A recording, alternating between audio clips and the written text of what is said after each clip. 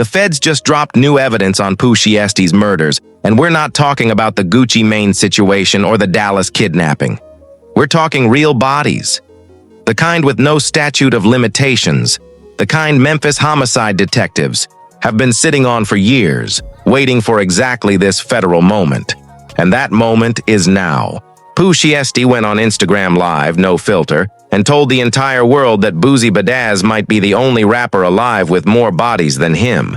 Not Lil Durk, not NBA Youngboy, not 21 Savage. Boosie, the man Louisiana literally pursued. The death penalty against for ordering a murder. That's the name Pooh threw out as his only competition in confirmed kills. Said it like a flex, like a credential, like a badge of honor. The feds heard it. Investigators heard it. Now they're pulling threads on every unsolved shooting, every open homicide, every cold case in Memphis where Pooh Shiesty's name has ever floated.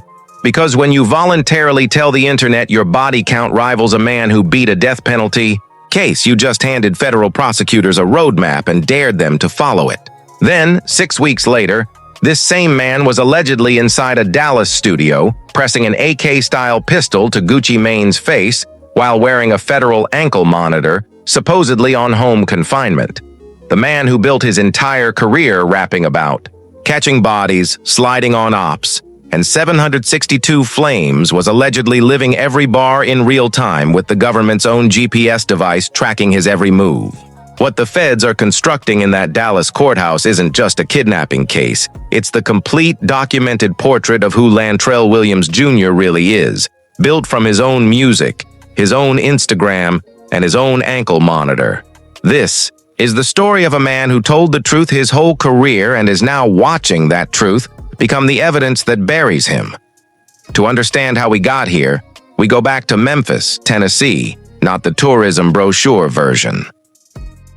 Lantrell Donnell Williams Jr. was born November 8, 1999, in a city where violence isn't background noise, it's the environment itself. Memphis consistently ranks among America's most violent cities per capita. Orange Mound, Binghamton, South Memphis. These aren't just neighborhoods, they're ecosystems running on completely different survival rules. Pooh didn't grow up near that world. He grew up inside it. His name wasn't created by a marketing team, his late brother gave it to him, taking the childhood nickname Mr. Pooh and adding Shiesty to it. Shiesty meaning treacherous, untrustworthy to your enemies, the kind of person who moves in the dark and strikes without warning.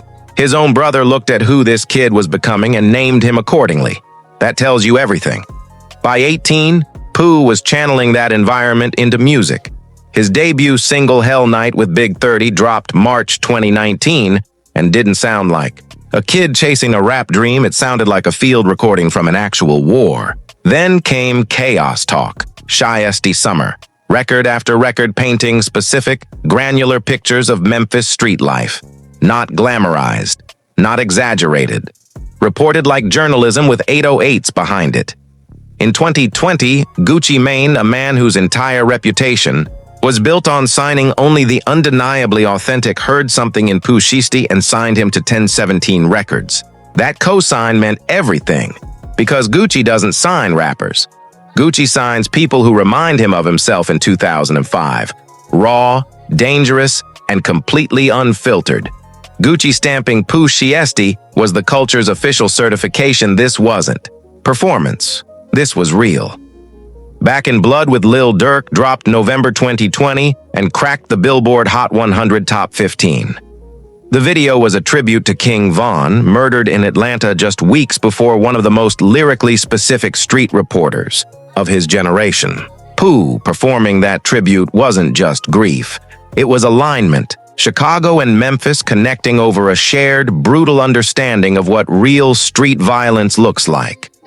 When his debut mixtape Shy Season debuted at number 3 on the Billboard 200 in early 2021, the industry got the message. This kid was not to be played with. But here's what that celebration completely missed.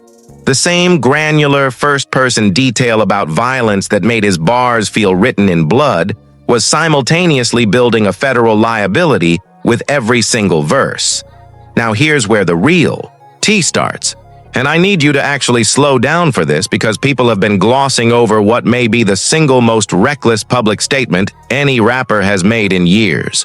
6 weeks before the FBI kicked in his door, Pooh Shiesty went on Instagram Live in February 2026 and claimed Boosie Badazz might be the only rapper alive with more bodies than him. Not more plaques, not more hits. Bodies. He turned a kill count into a competition and placed himself at the very top with one exception. For context, Boosie Badazz out of Baton Rouge caught a first-degree murder charge in 2009. Louisiana didn't just charge him, they pursued the death penalty, arguing Boosie ordered the killing of a man named Terry Boyd, putting witnesses on the stand and building a case designed to execute Torrance Hatch. Boosie beat those charges, but Pooh wasn't invoking that name by accident. He picked the one rapper in hip-hop history whose murder allegations were the most documented, most public, and most serious, and then said he might have him beat. Boosie tried damage control immediately, claiming Pooh meant women, not actual bodies. And look, I understand what Boosie was doing. He's been through the system. He knows the feds screen social media. He was throwing a tarp over a fire, but the clip was already everywhere. Investigators already had it. Federal prosecutors don't need Boosie's interpretation. They have their own analysts, their own files, and their own unsolved Memphis homicide records to cross-reference. And here's what nobody's saying out loud, that Instagram Live wasn't a one-off moment of stupidity. It was perfectly consistent with everything Pooh Shiesty had been putting on record for years. This is a pattern baked into his entire catalog. When you read his lyrics the way a federal prosecutor reads them, not as art, not as expression, but as documented evidence of state of mind, the picture gets deeply disturbing. His collab with Dutchalo, the chorus explicitly references catching bodies and sliding on blocks. His verse calls out 762 rounds popping out on everybody. But the line that should have every defense attorney in America sweating is buried right there in that same track. I am innocent, Your Honor. Read that line again. I am innocent, Your Honor. Written in a song, years before any courtroom. Future tense self-defense. Like he already knew the day was coming and needed to rehearse his denial. That's not a coincidence. That's subconscious. Documentation on wax. Back in Blood framed him as someone who answers murder with murder. Hell Night and Shiesty Summer describe the operational specifics of Memphis street violence with the kind of timeline detail investigators actually use to build cases. And across every verse, every hook, every ad-lib, the subject was never money, never success. It was always violence. First person. Personal. Not my ops got shot, but I, Pooh Shiesty, did this. Federal prosecutors have been using rap lyrics as courtroom evidence since the early 2000s, and courts have consistently ruled that lyrics demonstrate intent, motive, and behavioral pattern. Pooh's catalog isn't vague. It isn't metaphorical in any way a defense attorney can credibly argue. It is specific, detailed, and perfectly consistent with the profile the government is actively building right now. But the lyrics are just one. Laying the real case-winning evidence is what happened next. January 10th, 2026, Friday night, Dallas, Texas. 3 music industry professionals are driving to a recording studio, believing they're walking into a legitimate business meeting to discuss Pooh Shiesty's contract situation with Gucci Mane's 1017 Records. Tensions around that deal had been building since 2024 when Gucci reportedly released most of his roster, but Pooh and Fujiano stayed signed. The relationship had deteriorated badly. Someone set up a meeting to resolve it. Those 3 people did not walk into a meeting. Federal prosecutors allege they walked into a coordinated armed trap, planned, orchestrated, and allegedly directed by Lantrell Williams Jr. himself. Here's the play-by-play. Pooh had been out of federal prison for exactly 3 months at this point, released October 2025 after a 3-year bid on a Florida gun conviction. According to prosecutors, weeks before January 10th, he and 8 co-conspirators began planning. His father, Lantrell Williams Sr., allegedly rented the vehicle that carried the crew from Memphis to Dallas, a trip that cell records and license plate readers tracked across hundreds of highway miles. Days before the meeting, several defendants allegedly visited a Staples near the studio. Prosecutors say they were printing contract termination paperwork designed to be forced onto Gucci Mane at gunpoint. The defense says they were printing song lyrics. The government says they were printing the blueprint of an armed robbery. You decide.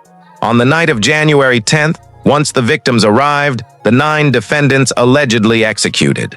Pooh allegedly pulled an AK-style pistol, the exact weapon he references constantly in his music, the same .762 flame from his bars, and pointed it directly at a victim, demanding Gucci Mane sign the termination papers under that barrel. Simultaneously, the crew went to work. One victim was choked to near unconsciousness. Big 30, Rodney Wright Jr., Pooh's collaborator since 2019, allegedly physically barricaded the studio door so no one could escape. The victims were robbed one by one. Rolexes, diamond chains, cash, jewelry. Total alleged take, $450,000. Gucci Mane alone allegedly lost a $250,000 watch and $200,000 in diamond earrings. And then, because this couldn't get more unbelievable, some defendants allegedly went straight back to their hotel and posted the stolen jewelry on social media. And as described further in the complaint, within hours of leaving the Dallas studio, a number of the defendants were on social media displaying some of the items that appeared to be the jewelry that had been robbed from the victims. And as the complaint makes clear, within hours of leaving that Dallas studio, multiple defendants were on social media openly flaunting what appeared to be the exact jewelry stolen from the victims. But here's the part that should absolutely floor you, because this is where the story shifts from shocking to historic. The entire time this was happening, the planning, the Memphis to Dallas drive, the alleged robbery, the drive back, Pooh Shiesty had a federal ankle monitor strapped to his leg, a government-installed device, a device designed specifically to track his real-time location and enforce his home confinement conditions. That ankle monitor placed him at the studio. It placed him miles outside his legally authorized perimeter. It produced a time-stamped GPS record of every single violation he committed that night, minute by minute. The very instrument the federal court gave him as a condition of freedom became, in the hands of federal prosecutors, the single most damning piece of evidence in the entire case. He wasn't caught by a witness. He wasn't caught by a snitch. He was caught by his own leash. U.S. Attorney Ryan Raybould stood at a Dallas podium on April 2, 2026, and said it plainly: anyone using violence and intimidation as a business practice will be vigorously investigated and prosecuted. That statement wasn't for the general public. That was a direct message to every rapper in America who believes the streets won't talk and the feds won't find out. The feds always find out. And when you're wearing their tracking device while allegedly committing the crime, they find out before you even make it back to Memphis. Now here's where the dots connect in a way most people still haven't fully processed. The case DOJ presented April 2nd wasn't built on one witness. It wasn't he said, she said. It was 7 independent categories of evidence, every single strand, pointing at the same group of people, every strand connecting back to Pooh Shiesty. Defense attorney Bradford Cohen tried to frame the FBI's 3-month arrest timeline as a weakness in the case, arguing the delay meant the government didn't fully believe what happened that night. But that argument cuts the other way entirely. And nobody's saying it out loud. The FBI doesn't take 3 months because the case is weak. The FBI takes 3 months when they don't just want an arrest. They take 3 months when they want a burial. I think the way that the statements were made, what was made, what allegedly was witnessed and what wasn't witnessed, I think gave great pause to the FBI. The FBI doesn't take 3 months to arrest someone if they believe everything that was said on the night that it occurred. That's a smart defense argument from Cohen, but here's the counter-argument nobody's making. The FBI doesn't take 3 months when the case is weak.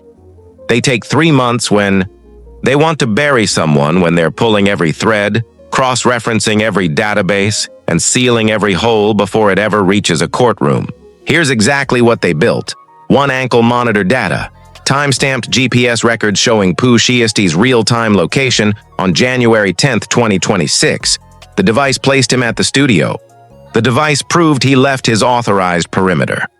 Every second of that night documented with government-grade precision. 2 cell phone records. All 9 defendants' phones placed them at the same locations, same timestamps. Memphis departure. Highway transit, Dallas arrival, the studio, the hotel.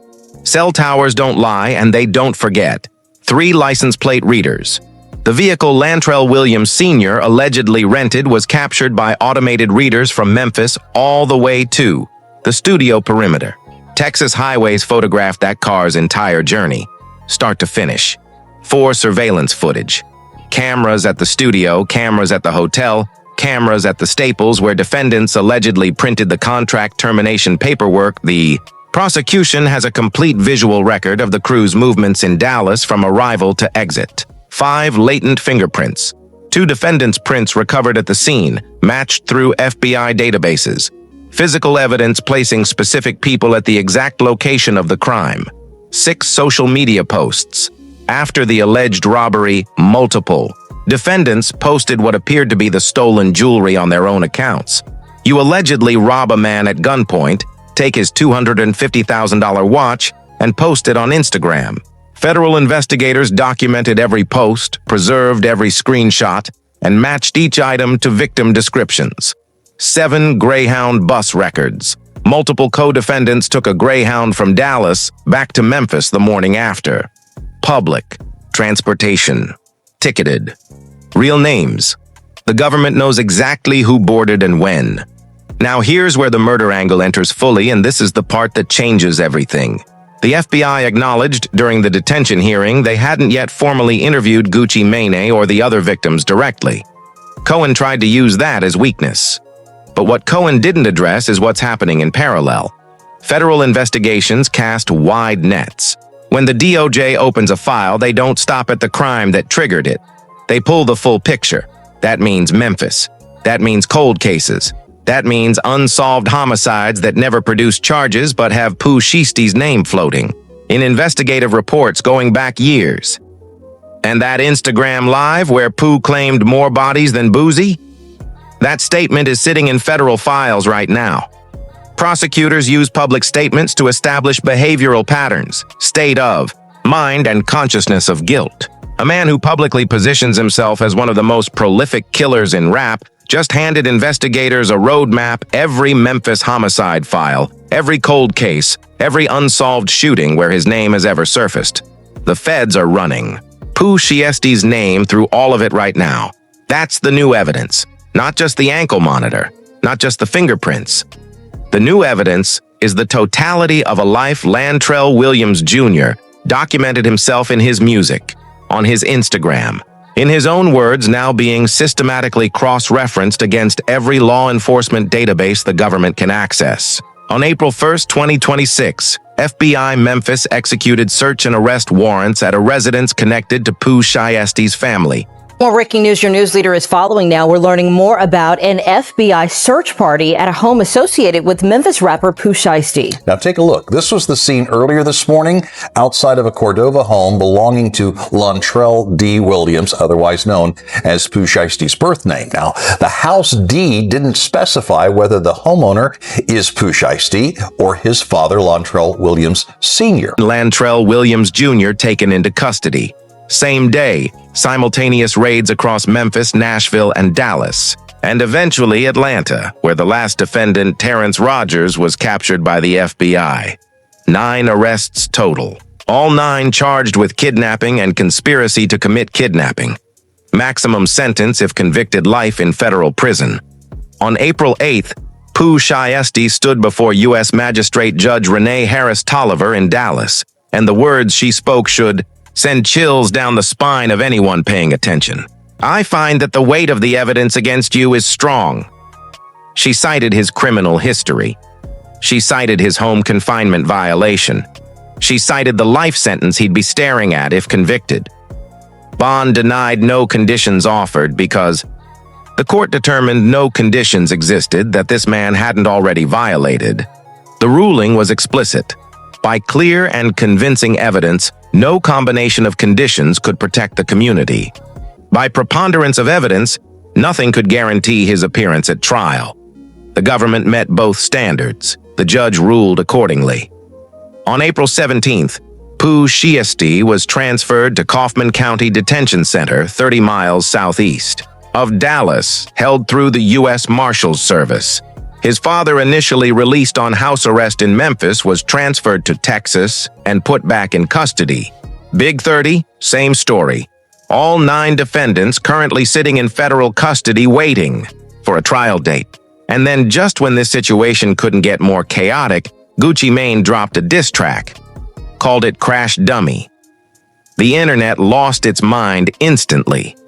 Gucci taunted Pooh directly, rapping about how after everything, the guns, the alleged robbery, the kidnapping, Pooh was still technically signed to 1017 Records. Tell the truth, you went out like a real crash dummy, Gucci rapped. He brought up family. He brought up the aftermath. He made it cinematic.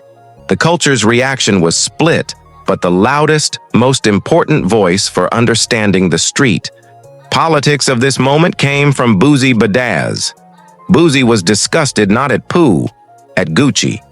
Because in street culture, what Gucci allegedly did is the trifecta of violations: make a police report, cooperate with the government's case, then drop a diss track about it. Boosie went on stream and said it plainly. Getting robbed by your own artist, calling the police, then dissing the man for robbing you is crazy. I'm not here to argue whether Boosie's assessment is right or wrong by society's standards. What matters is what it means inside the culture, because that context is exactly why this case is so complicated for everyone watching. The street code says you handle your business internally, you don't run to law enforcement, you definitely don't make a song about it afterward. And Gucci Mane, who built his entire brand on being the living embodiment of that code, allegedly violated every single piece of it. That's why Boosie, a man who genuinely respects Gucci as an OG, couldn't stay quiet. But here's what Boosie and everyone defending Pooh on code grounds is completely skipping over. Pooh Shiesty is facing life in federal prison. The rap code, the street code, the culture's verdict on Gucci's behavior, none of it matters one single bit when you're sitting in Kaufman County Detention Center waiting on a federal trial date. Code doesn't commute a life sentence.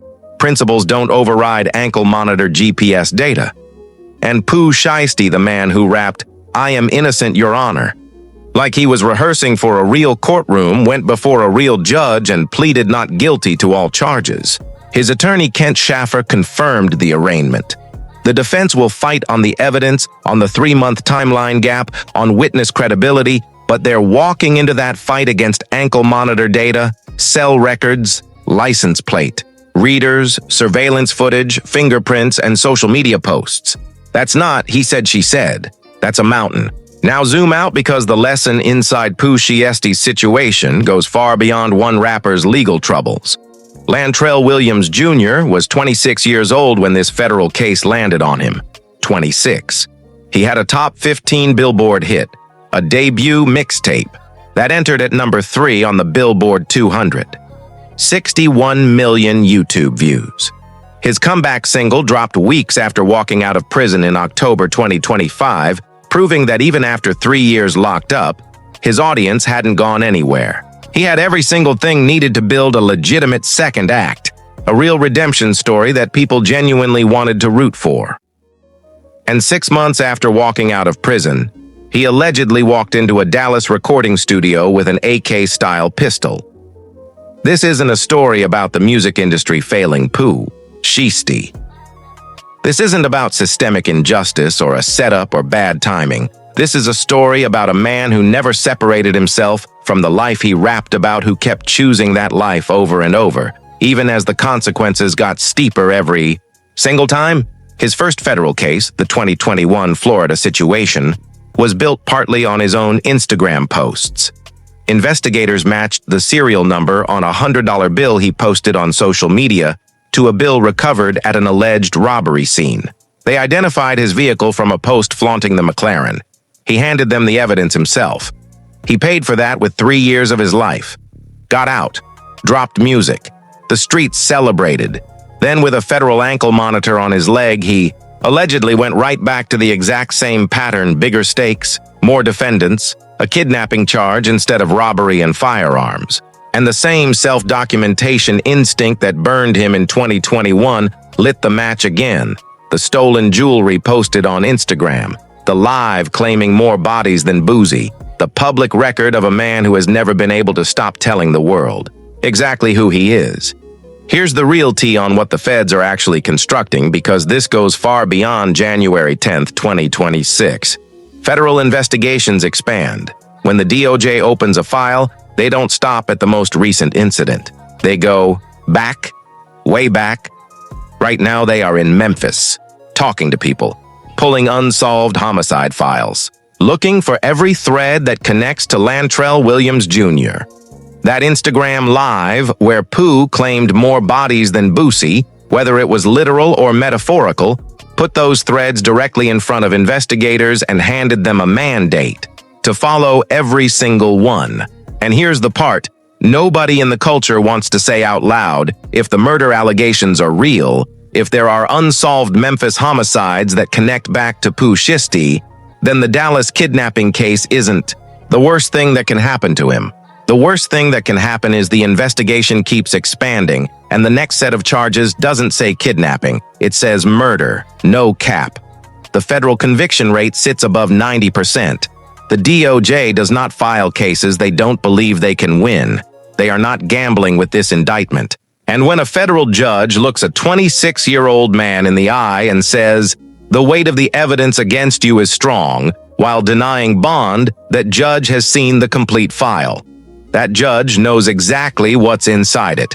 Right now, Pooh Shiesty is sitting in Kaufman County Detention Center, 30 miles outside Dallas. No trial date, no bond. His father in custody, Big 30 in custody, 7 other co-defendants in custody. And the government is still building, still investigating, still pulling threads on everything Lantrell Williams Jr. has ever been connected to. The culture loves debating who's real and who's performing. That debate has always gone in Pooh Shiesty's favor. Nobody in hip-hop seriously questions whether his street credentials are authentic. The streets accepted him from day one, but authenticity carries a price that the celebration never puts on the invoice. The same raw, first-person truth in every verse that made his music resonate is the exact same truth federal prosecutors compile into discovery packets and hand to juries. He rapped, "I am innocent, Your Honor," on a record. He now stands before an actual federal judge saying those exact words, except this time there's no beat behind it. No Dutch-a-low in the chorus, no ad-libs, just Lantrell Williams Jr., a federal indictment and a mountain of evidence the government spent 3 months assembling before they ever put handcuffs on him. He rapped about catching bodies for 5 years. He claimed more bodies than Boosie on Instagram Live. And now the feds have revealed new evidence that delivers one message directly back to him: "We heard you, we believe you, and we are going to make you prove it in court."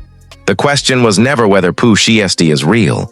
The question is whether real can beat what the federal government just put on the table. And based on everything we know right now, the ankle monitor, the fingerprints, the cell records, the surveillance cameras, the social media posts, and the murder allegations quietly expanding in the background, that answer is not looking good for Lantrell Williams Jr. If you've made it this far, you already know this story is bigger than rap. Share this. The culture needs to understand what's actually at stake, because the same authenticity we celebrate on Friday can become the evidence that ends a man's life by Monday.